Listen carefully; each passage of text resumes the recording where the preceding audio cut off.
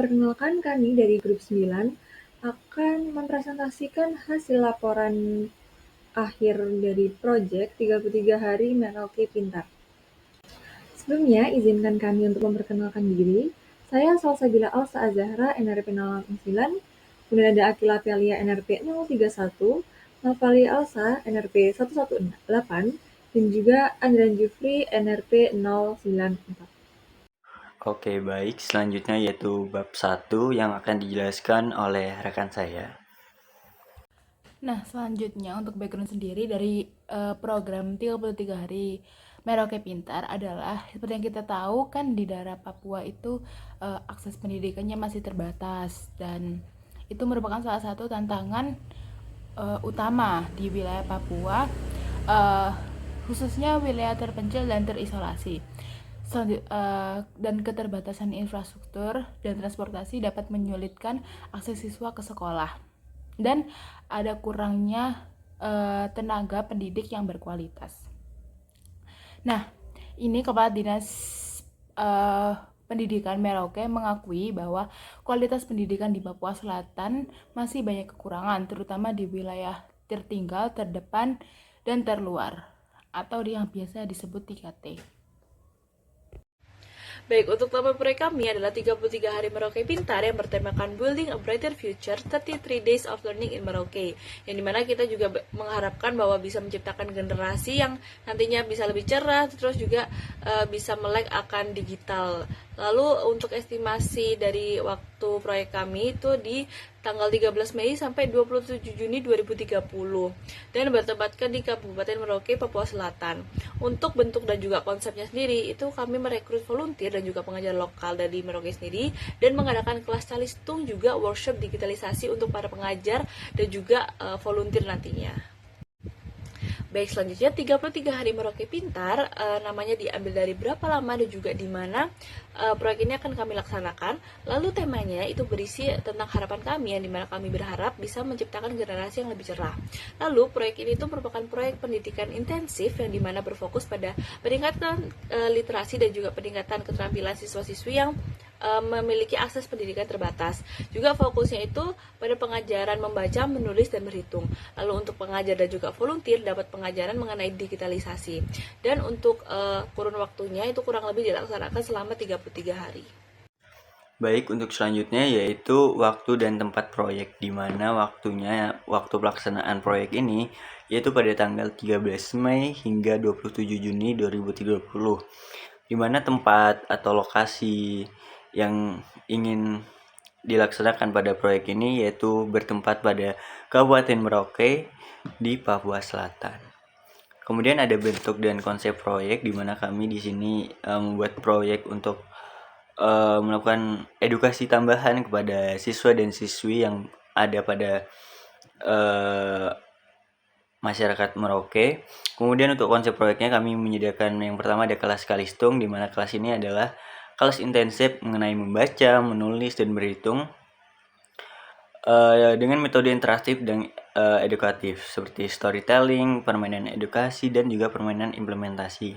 Kemudian kami juga memberikan workshop digital, di mana pada workshop digital ini kami melakukan pelatihan dan pendampingan untuk para guru dan relawan serta komunitas yang nantinya bisa diterapkan atau diajarkan kembali pada generasi berikutnya.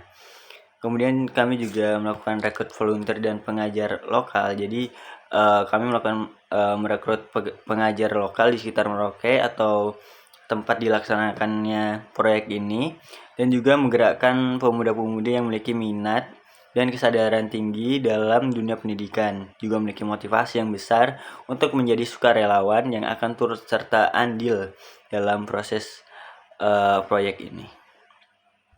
Baik, selanjutnya yaitu ada studi kelayakan proyek, di mana sini kami memiliki beberapa kriteria penilaian, ada dampak edukasi, kesesuaian dengan tujuan, dan juga kami telah memperhitungkan bobot sesuai dengan urgensi yang ada di tempat proyek, dan juga menentukan skor pada setiap kriteria penilaian, sehingga kami menemukan skor tertimbang dengan total 8,35. Dengan hasil akhir ini menandakan bahwa program ini tuh sangat layak untuk dijalankan, dan terdapat beberapa nilai dengan bobot tertinggi seperti dampak edukasi ini dengan bobot 30%. Hal ini menunjukkan aspek manfaat pendidikan dan kesesuaian dengan tujuan program, yang berarti kegiatan ini dapat memberikan dampak positif yang besar serta sejalan dengan misi sosial yang ingin dicapai.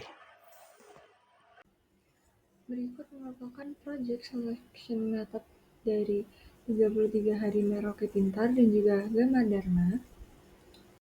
Lalu berikut ini merupakan gabungan dari Project Selection Method dari proyek Gama Dharma dan juga 33 hari Merauke Pintar. Dan dapat dilihat hasilnya pada tabel berikut. Lalu hasil yang didapatkan, skor 33 hari Merauke Pintar ini lebih besar dan juga visible untuk dilaksanakan. Sehingga keputusan proyek yang kami pilih adalah 33 hari Merauke Pintar.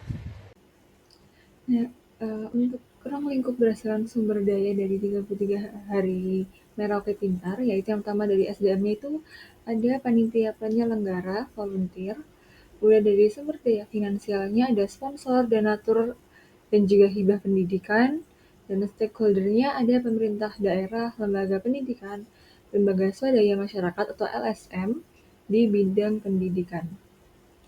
Selanjutnya untuk KPI atau Key Indikator Performance, yang pertama adalah peserta 33 hari Merauke Pintar adalah masyarakat Kabupaten Merauke yang belum atau tidak sekolah. Jadi menurut data itu 30% lebih masyarakat Merauke itu belum sekolah atau tidak sekolah. Dan yang kedua, panitia dari 33 hari Merauke Pintar mengikuti serangkaian kegiatan minimal 75% dari total presensi. Dan yang ketiga, panitia 33 hari Merauke Pintar itu adalah penduduk Republik Indonesia berusia 17 tahun sampai 35 tahun yang terdiri dari 20 panitia dan 40 sukarelawan. Dan yang keempat, 80% dari target media partner, sponsor, dan donatur bisa tercapai. Berikut merupakan BBS dari 33 hari Merauke Pintar, mulai dari perencanaan acara, pendanaan dan sponsor, kemudian ada logistik dan sarana, kemudian juga ada program dan kegiatan, serta evaluasi dan penutupan. Baik, selanjutnya yaitu bab 2 yang akan dijelaskan oleh rekan saya. Lalu ini merupakan estimasi biaya beserta dengan sumber daya pendukungnya, yang dimana total dari estimasi biaya kami yaitu 550.437.500 dengan harapan sumber daya pendukung bisa dari registrasi panitia dan volunteer yang nantinya juga berbayar, lalu dari sponsor dan juga dari donatur. Selanjutnya untuk bab 3, berikut merupakan Project Quality Management dengan durasi 123 hari secara keseluruhan, dimulai dari perencanaan dan koordinasi proyek hingga evaluasi akhir dan dokumentasi. Berikut merupakan activity on note dari project 33 hari Merauke Pintar. Baik, selanjutnya adalah mengenai tabel alokasi sumber daya manusia dan juga finansial proyek 33 hari Merauke Pintar, yang dimana sumber daya manusia dialokasikan agar tidak terjadi overwork antara SDM 1 dengan SDM lainnya, juga antara kegiatan satu dengan kegiatan lainnya. Lalu untuk sumber daya finansial dilakukan alokasi agar lebih jelas dan juga lebih pasti dari mana sumber pemasukan itu ada dan juga kemanalah pengeluaran itu terjadi, seperti dimulai dari tahap persiapan, pengeluaran di tahap pelaksanaan, dan juga hingga di tahap pasca pelaksanaan. Baik, selanjutnya ada project scheduling, yang dimana kami dibantu dengan Microsoft Project untuk menciptakan Gantt chart, yang dimana Gantt chart ini nantinya itu akan dapat mengetahui kapan aktivitas tersebut itu dapat diselesaikan, juga siapa saja nantinya itu bertanggung jawab pada setiap aktivitasnya. Dan dari sana juga nantinya bisa diketahui ini sumber daya mana yang sekiranya itu punya beban kerja yang nantinya itu berlebih atau overwork. Nah, selanjutnya berikut merupakan resource leveling dari 33 hari Merauke Pintar, di mana tidak ditemukan adanya panitia yang mengalami overload karena seluruh komponen panitia masih bekerja dalam batas waktu yang wajar, yaitu maksimal 8 jam per hari atau 1080 jam selama proyek berlangsung. Baik, kemudian yaitu ada bab 4 yang akan dijelaskan oleh rekan saya. Baik, kita sekarang masuk di bab 4, yaitu yang pertama ada project controlling, di mana project controlling sendiri dibagi menjadi 3 tahap. Yang pertama ada tahap persiapan, di dalamnya ada perencanaan dan koordinasi proyek, identifikasi lokasi dan sekolah sasaran, dan rekrutmen relawan. Dan tahap kedua yaitu tahap perencanaan, terdiri dari pengadaan dan packing logistik, pelatihan guru dan relawan, distribusi alat dan bahan ajar. Dan yang tahap ketiga yaitu fase pembelajaran 1. Ini ada literasi dasar dan hitungan, fase pembelajaran 2 digital skill and workshop, dan yang ketiga monitoring dan evaluasi tengah. Sedangkan untuk tahap yang keempat dan terakhir adalah tahap pasca acara, yaitu monitoring dan evaluasi akhir serta acara penutupan dan presentasi. Di sini ada kompletensinya 100% semua.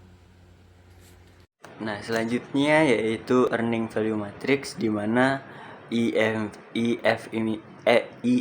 ini merupakan metode atau alat bantu yang dapat digunakan dalam penyusunan rencana proyek untuk mengukur dan mengendalikan kinerja proyek, karena dapat menunjukkan realisasi proyek sesuai rencana, atau kita tuh bisa mengetahui proyek itu sesuai rencana atau menyimpang. Nah, pada EFM yang tersedia pada tools software Microsoft Project, EFM Project ini sebagai berikut yang telah ditertera pada tabel di samping. Nah, berdasarkan tools EFM pada Microsoft Project yang telah kami lakukan analisis, nah, dapat disimpulkan bahwa biaya dan alokasi waktu proyek yang ditentukan di awal sudah efisien. Nah, hal ini dapat dibuktikan dari nilai SP atau SP dan CP, yaitu dengan nilai 1 yang menandakan bahwa seluruh biaya yang dianggarkan dan digunakan sepenuhnya dianggarkan sebelumnya, yaitu dalam hal perencanaan, itu digunakan sepenuhnya, yaitu 100% pada tahap eksekusi. Baik, selanjutnya kita masuk pada bab 5. Untuk selanjutnya ada project risk assessment, di mana di sini ada divisi, risiko, kriteria kemungkinan, dan kriteria dampak. Yang pertama ada ketua pelaksana. Risikonya di sini kurangnya koordinasi antar divisi yang menyebabkan miskomunikasi dan acara tidak sesuai timeline. Kemungkinannya 3 dan dampaknya ada di 5. Yang kedua, mendapatkan tekanan yang tinggi dalam pengambilan keputusan yang cepat dan tepat di situasi tidak terduga. Kemungkinan 2 dan dampaknya 5. Dan untuk wakil ketua, tidak memahami detail teknis setiap divisi, sehingga sulit memberi solusi dan ketua tidak hadir. Kemungkinannya ada di 4 dan dampaknya juga ada di 4. Dan yang kedua, tumpak tindih wewenang atau justru gap tanggung jawab karena tidak ada batasan jelas antara ketua dan wakil. Kemungkinannya 2 dan dampaknya 4. Yang ketiga ada sekretaris, di mana dokumen hilang dan penyimpanannya berantakan, memicu terhambatnya proses birokrasi seperti izin tempat, sponsorship, laporan akhir, dan lain-lain. Kemungkinannya ada di 3 dan dampaknya ada di 5.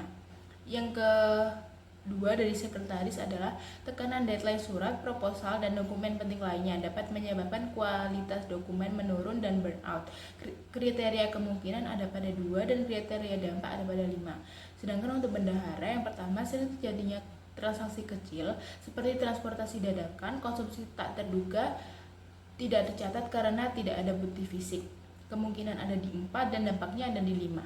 Yang kedua, pengeluaran melebihi anggaran bisa terjadi karena RAB yang kurang rinci, harga naik, atau permintaan dadakan dari divisi lain. Kriteria kemungkinan 5 dan kriteria dampaknya 5. Nah, ini untuk project risk yang selanjutnya, yaitu ada kurikulum dan edukasi, logistik dan perlengkapan, kreatif dan dokumentasi, serta humas. Di mana di sini bisa dilihat bahwa kriteria kemungkinan itu pasti di bawah dari kriteria dampaknya. Jadi kriteria dampak tidak mungkin lebih kecil dari kriteria kemungkinan. Dan yang ini ada project risk assessment yang terakhir, yaitu ada divisi acara dan lapangan, kesehatan dan keamanan, serta konsumsi.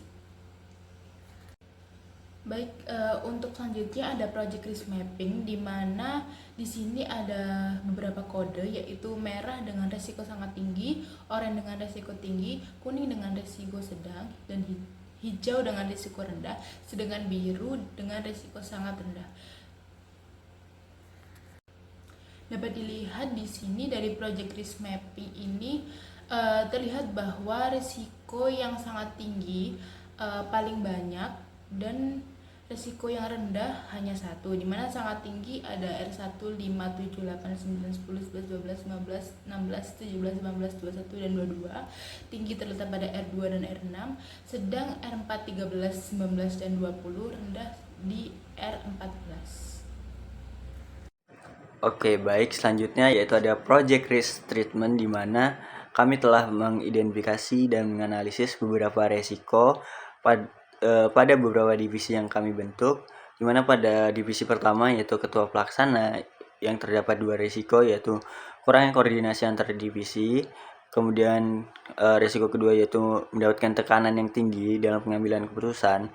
Nah, kami menemukan beberapa solusi. Yang pertama yaitu menginisiasi rapat koordinasi mingguan dengan seluruh koordinasi, jadi sehingga tidak menyebabkan miskomunikasi antar divisi. Kemudian juga kami menemukan solusi yaitu menyusun prosedur standar operasional atau SOP untuk kondisi darurat, sehingga tidak membebani ketua pelaksana dalam mengambil keputusan. Kemudian ada divisi wakil ketua, di mana terdapat 2 risiko juga. Yang pertama yaitu tidak memahami detail teknis setiap divisi.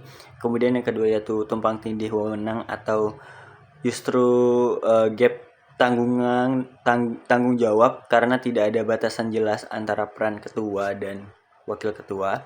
Nah, dari 2 resiko tersebut terdapat 2 solusi juga. Yang pertama yaitu ikut serta dalam briefing internal divisi secara periodik dan memiliki buku panduan ringkas tiap divisi, sehingga wakil ketua bisa memahami segala teknis tiap divisi. Kemudian solusi pada risiko kedua yaitu melakukan penyusunan pembagian tugas yang jelas antara ketua dan wakil ketua sejak awal proyek, sehingga tidak ada tumpang tindih wewenang atau tanggung jawab antara wakil ketua dan juga ketua. Kemudian pada divisi sekretaris terdapat 2 risiko. Yang pertama yaitu dokumen hilang dan penyimpanan berantakan. Kemudian juga adanya tekanan deadline surat, proposal, dan dokumen penting lainnya. Nah, dalam hal ini solusinya yaitu pertama menggunakan Google Drive atau cloud storage bersama untuk menyimpan semua file administratif. Kemudian juga membuat timeline administrasi terpisah dari acara inti dengan buffer time dan checklist. Kemudian pada divisi bendahara terdapat beberapa resiko. Yang pertama yaitu sering terjadinya transaksi kecil dan tidak tercatat karena tidak adanya bukti fisik. Kemudian yang kedua yaitu pengeluaran yang melebihi anggaran. Nah, dalam hal ini kami menemukan beberapa solusi, yaitu yang pertama menerapkan kebijakan wajib dokumentasi untuk setiap transaksi. Kemudian yang kedua juga menambahkan anggaran cadangan sebesar 10 hingga 20% dari total biaya untuk kebutuhan mendadak, sehingga jika terdapat kelebihan pengeluaran yang melebihi anggaran bisa dimitigasi oleh solusi yang telah diberikan. Masih sama yaitu project risk treatment pada divisi kurikulum dan edukasi, di mana terdapat 2 masalah resiko juga. Yang pertama ada materi tidak sesuai dengan tingkat pemahaman peserta dan juga keterbatasan sarana dan prasarana pembelajaran. Dan dalam hal ini kami menemukan 2 solusi mitigasi untuk menangani resiko ini. Yang pertama yaitu melakukan asesmen awal kepada siswa sebelum program dimulai, sehingga dapat menyesuaikan metode belajar dengan para peserta. Kemudian juga yang kedua yaitu menyiapkan alat bantu belajar alternatif non digital, sehingga divisi ini bisa menyiapkan dan juga mengecek sebelum eksekusi proyek ini. Kemudian ada divisi logistik dan perlengkapan yang terdapat 2 risiko juga, yaitu barang terlambat datang kemudian juga ada jumlah logistik yang tidak sesuai dengan jumlah peserta. Nah, dalam hal ini solusinya yaitu yang pertama menjadwalkan pengiriman minimal 5 hari lebih awal. Kemudian yang kedua yaitu menambahkan buffer logistik 10% untuk antisipasi penambahan peserta atau kerusakan barang. Kemudian ada divisi kreatif dan dokumentasi di mana ada kemungkinan dua risiko, yaitu yang pertama ada kualitas foto atau video yang buruk. Kemudian juga ada kurang terampil dalam editing atau desain. Nah, dalam hal ini kami melakukan diskusi dan menemukan mitigasi solusi. Yang pertama yaitu membuat panduan singkat mengenai videografer atau fotografer sehingga dapat mengetahui hal-hal dasar. Kemudian yang kedua juga membagi tugas editing secara merata dan menggunakan template desain siap pakai sehingga para divisi kreatif dan dokumentasi tidak bingung melakukan desain pada konten yang ingin dipublikasi. Kemudian pada divisi humas terdapat dua kemungkinan resiko. Yang pertama yaitu komunikasi yang kurang efektif dengan pihak eksternal. Kemudian juga resiko yang kedua yaitu penyampaian informasi ke masyarakat setempat itu tidak akurat. Nah, dalam hal ini kami menemukan mitigasi solusi. Yang pertama yaitu melibatkan tokoh masyarakat setempat sebagai penghubung komunikasi sehingga komunikasi bisa dilakukan secara efektif karena kita melakukan kolaborasi dengan para tokoh masyarakat setempat. Kemudian untuk solusi yang resiko kedua yaitu menggunakan infografik dan gambar untuk menyederhanakan isi informasi sehingga para warga setempat itu bisa mudah memahami informasi yang ingin disampaikan. Baik, kemudian divisi acara dan lapangan di mana ada dua risiko juga, kemungkinan dua risiko. Yang pertama ada acara tidak berjalan sesuai rundown. Kemudian yang kedua antusiasme peserta yang cukup rendah sehingga kami menemukan beberapa mitigasi dari resiko ini. Yang pertama menyediakan timekeeper sehingga acara tetap berjalan sesuai dengan rundown. Kemudian yang solusi kedua dari resiko kedua yaitu membuat sesi interaktif dan berbasis partisipasi peserta. Jadi melakukan